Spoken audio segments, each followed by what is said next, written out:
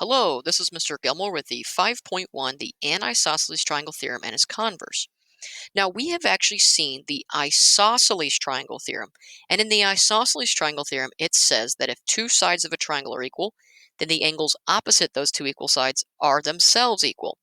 Now, we're looking at the anisosceles triangle theorem today, and the Greek root for the word "and" means not. So when you read the anisosceles triangle theorem, it really means the not isosceles triangle theorem.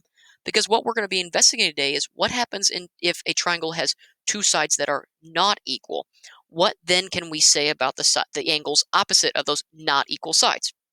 So today we begin our relationship looking at triangles when we find things to be not equal, right? We're looking at comparisons. Essentially, we're looking at what are called inequalities of our triangles rather than the equalities within our triangles. We investigated in Chapter 3 a whole lot of information about the equalities of triangles, such as congruence and CPCTE, but now we're looking at are we able to actually compare angles and compare sides within a triangle and find things that are not equal to each other, thus grabbing the full picture of our law of trichotomy, which is we have things that are equal, things that are less than, and things that are greater than.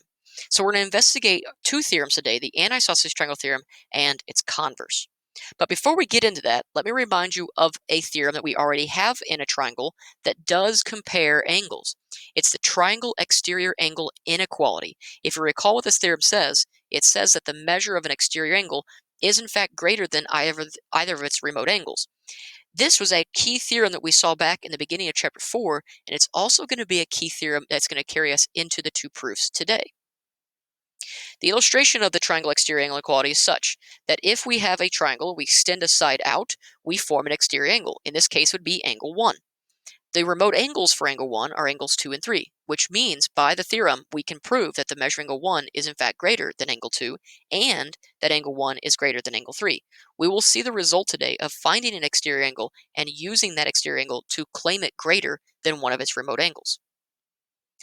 Before we dive into our first proof of the anisosceles triangle theorem, I'd like to introduce you to a new postulate that we're going to be using this chapter as well. Because our new relation this chapter will be on comparison, meaning we're going to be actually able to call one quantity greater than another, right? We can do that already by our definition of greater than.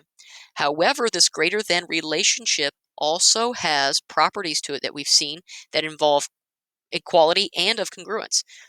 The relation of greater than has the transitive property that it also applies. So we're going to introduce this in our postulates such that the transitivity of greater than is an actual tool we have access to. For what this says is if there are three quantities given to us, A, B, and C, and A is greater than B and B is greater than C, then what would follow is that A is greater than C. And we're going to actually make use of this today as well when we take a look at using this new property in the proof of our anisosceles triangle theorem. So let me introduce you to the two theorems that we're going to be experiencing today. The anisosceles triangle theorem, remember when you read anisosceles means not equal. Essentially, we're going to be given that there are two sides of our triangle that are already not equal to each other, implying that one side is going to be greater than the other. In the converse of this, we'll be looking at the angles of the triangle. In fact, we're going to be given that we have two angles that are not equal, essentially saying that there's going to be one angle that is greater than the other. So let's take a look at what the anisosceles triangle theorem states. It says that if a triangle has one side greater than another, then the angle opposite that greater side is the greater opposite angle. Essentially, what we'll be able to do is with these sides that are not equal, we'll also be able to say that the angles that are opposite those not equal sides are also not equal, and we'll be able to declare one greater than the other. The greater angle will be opposite the greater side. Okay, so we can use this to compare angles within inside of a triangle. The converse is then as such, if we're given a triangle with one angle greater than another, then the side opposite that greater angle is the greater side.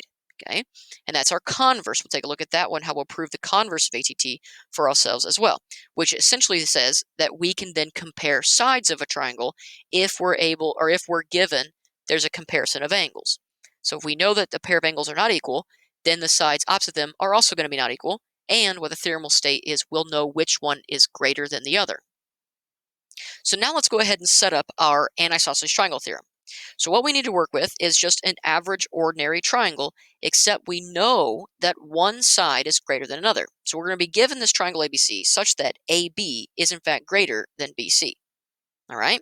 What we're going to prove is that the angle opposite of AB, which the angle opposite of AB happens to be angle BCA, and the angle opposite of our shorter side here, BC, is angle A. We're going to prove that angle BCA is greater than angle A. Now, you're probably asking, why did Mr. Elmo not just say angle C? Okay, because something's about to happen to that angle C. In other words, I'm not going to be able to call it angle C. I'm going to have to call it something else. I'm going to have to call it by its full name, BCA, because there's going to be something that happens at that angle in which we're going to find more than just angle C there.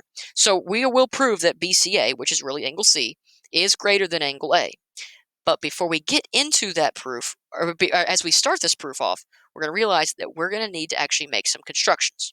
Now, keep in mind that since we are given that AB is longer than BC, we can actually work with that. Let's take a look at what we're going to do with our triangle here. So the first thing we remember is that if a segment is longer than another segment, then we may cut that longer segment down to equal the shorter segment. In other words, we're going to place a point D on the segment AB such that the length of BD is equal to the length of BC. So we've actually then cut from the longer segment AB a shorter version segment of BC. So we know that BD and BC are equal in length. And then let's just connect our points C to D, forming this isosceles triangle. That's where our proof is going to begin, working with that isosceles triangle. Now, label your angles as such. Okay, so I do have my angles labeled. So notice that angle C changed. It's not just angle C anymore. I've got angles 2 and 3 marked in the corner there as well.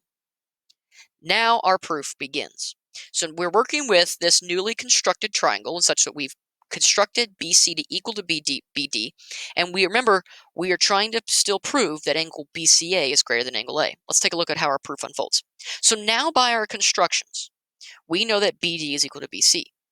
In other words, we now can claim that the measure of angle 1 is equal to the measure of angle 2 by the ITT. Well, where does that lead us then? Well, there's something that we can actually then tie angle 2 into what we actually want to know.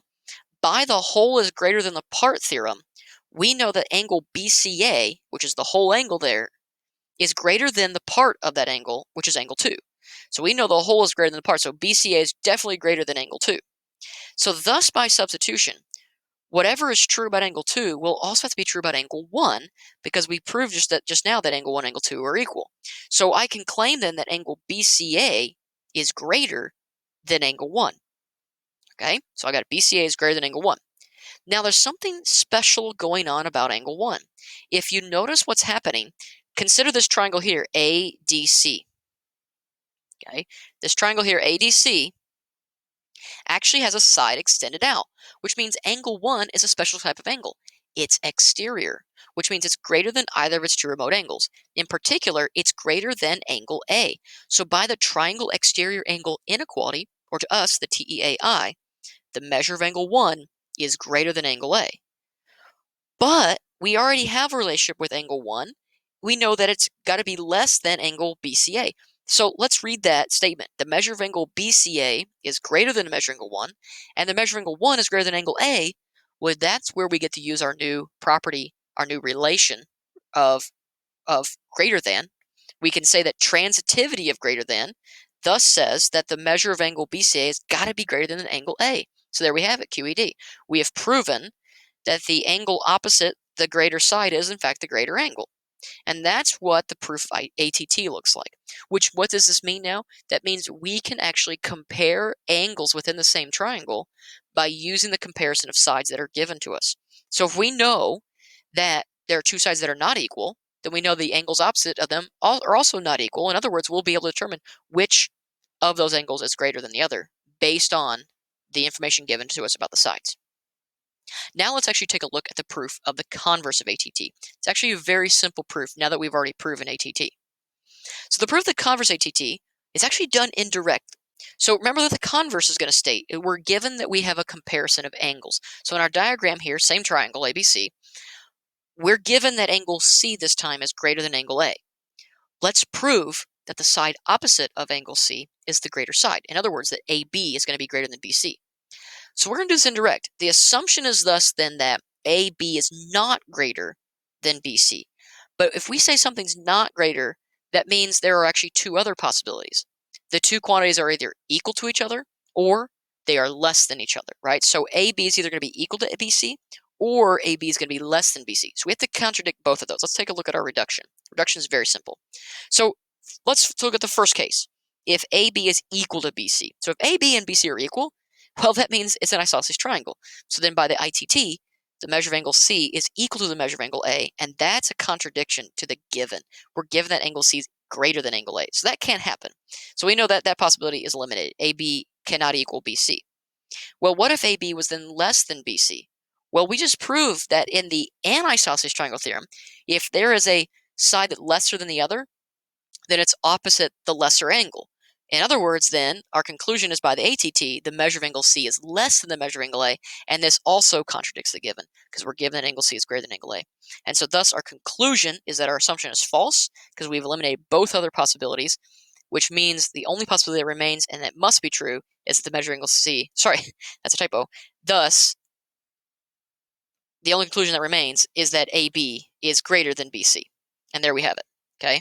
That's the only other thing that must remain, is that those two sides, we have a comparison of sides. So now with both of these theorems, the anisosceles triangle theorem and the converse of the anisosceles triangle theorem, we can compare angles within the same triangle and compare sides within the same triangle. So please be sure to hop over to take a look at the 5.1 worksheet. If you do have any questions on that, do not hesitate to email me. With that, be good and do good.